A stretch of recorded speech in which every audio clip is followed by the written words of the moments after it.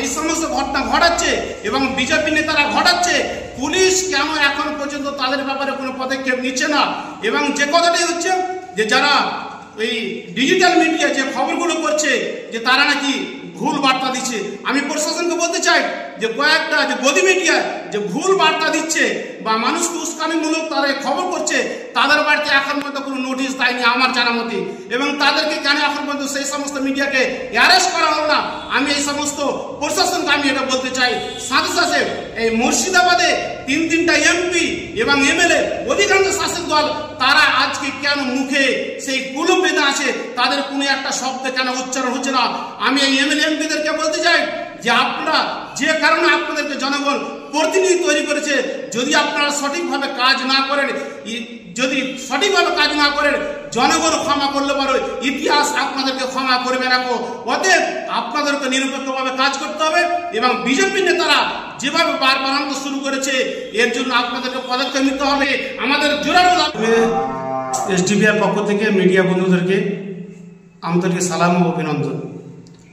আমরা যে বিষয় নিয়ে আজকে আপনাদের ডেকেছি, আমাদের প্রেসিডেন্ট বললেন যে আমরা দেখতে পাচ্ছি যে মুর্শিদাবাদ জুড়ে যেভাবে একটা ধর্মীয় মেরুকরণ শুরু হয়েছে, আর যে বিষয়টি আমরা যে ডেকেছি মূলত পক্ষ যে ফারাক্কার একজন ব্যক্তি যার নাম মাফিকুল ইসলাম, যে ট্রেনের উপরে একজন মহিলা যেভাবে তার উপরে যে মারধর করেছে এবং অশ্লীল ভাষা ব্যবহার করেছে, এটা আমরা আপনাদের মাধ্যমে পুরো মুর্শিদাবাদ জুড়ে রাজ্য জুড়ে সকলেই দেখেছি আমরা সেই দিন।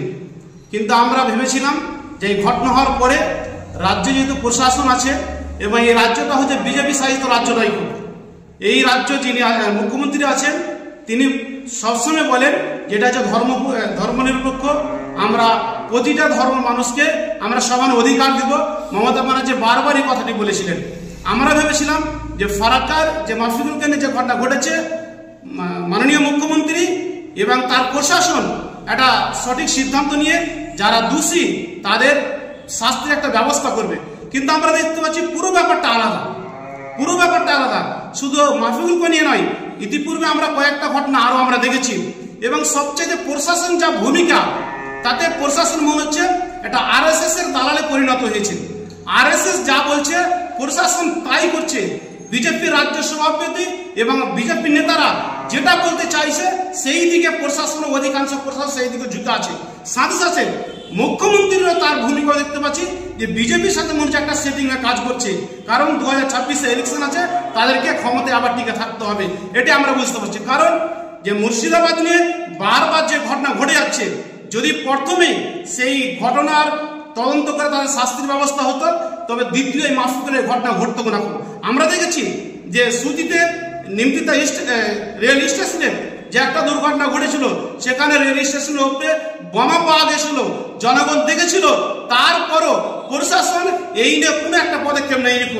আমরা দেখেছি মুর্শিদাবাদের বেলডাঙ্গাতে একটা ঘটনা ঘটেছিল, সেখানে প্রশাসন এবং রাজ্য সরকার তার কোনো আমরা ভূমিকা দেখতে পাইনি। আমরা একের পর এক আমরা এইভাবে ঘটনা আমরা দেখতে পাচ্ছি। আমরা আজকে social Democratic party of India তথা এসডিপিআর পক্ষ থেকে প্রশাসন এবং রাজ্য সরকারকে আমরা একটাই বার্তা দিতে চাই যে অবিলম্বে যারা এই সমস্ত ঘটনা ঘটাচ্ছে তাদের একটা উপযুক্ত শাস্তির ব্যবস্থা করতে হবে।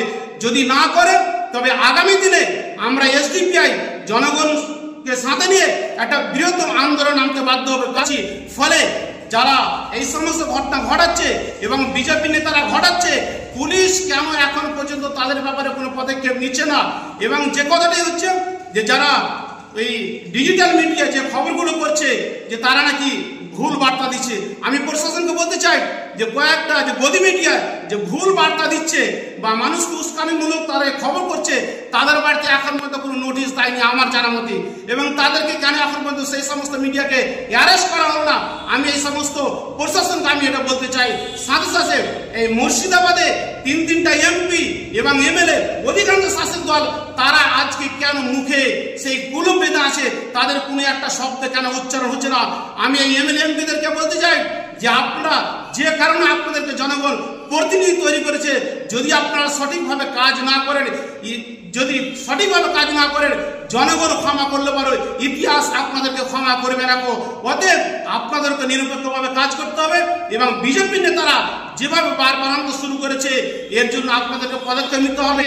আমাদের জোরালো দাবি, যারা এই সমস্ত ঘটনা ঘটিয়েছে তাদের তদন্ত করে উপযুক্ত শাস্তির ব্যবস্থা করুক। সে বিজেপির নেতা হোক আর আরএসএস এর নেতা হোক, যে কোনো মানুষ হোক না কেন, ধর্ম দেখে নয়, যে ব্যক্তি করবে তার সঠিকভাবে এই বিবেচনা করে তার শাস্তির ব্যবস্থা করুন। নাহলে আগামী দিনে জনগণকে সাথে নিয়ে আমরা রাস্তায় নেমে, রাজপথে নেমে, প্রয়োজন পড়লে পারে থানা ঘেরাও করবো, প্রয়োজন পড়ে এসডিও ডিএম যেখানে যাওয়ার আমরা সেখানে যাব। কিন্তু আমরা চাই মাফিকুলের ন্যায় বিচার চাই, মুর্শিদাবাদে যেন আর দ্বিতীয় কোনো ঘটনা না ঘটে। পরিশেষে ফারাক্কা নির্মলকে বলতে চাই যে আপনি যে মাফিকুলকে নিয়ে জিআরপির কাছে যে অভিযোগ করেছেন, সেই অভিযোগের কাগজ এখন পর্যন্ত আমরা সোশ্যাল মিডিয়ার মাধ্যমে দেখতে পাচ্ছি না। যদি সত্যিকারই আপনি অভিযোগ করে থাকেন তবে আপনি প্রেস মিট করে আজকে আপনাকে জানাতে হবে, নাহলে আমরা বুঝবো আপনি নাটক করতে শুরু করেছেন মাফিকুলকে নিয়ে, যে 2026-এ আবার আমাকে এমএলএ থাকতে হবে। অতএব এই নাটক আপনারা বন্ধ করুন। আমরা এসডিপিআই এই নাটক বন্ধ করার জন্য আমরা আজকে প্রেস মিট ডেকেছি। পরিশেষে সকলকে বলতে চাই এসডিপিআই পক্ষ থেকে আন্তরিক সালাম ও ভালোবাসা। আবারও প্রশাসনকে বলতে চাই যে সঠিক তদন্ত করে তাদের উপযুক্ত শাস্তির আপনারা ব্যবস্থা করুন।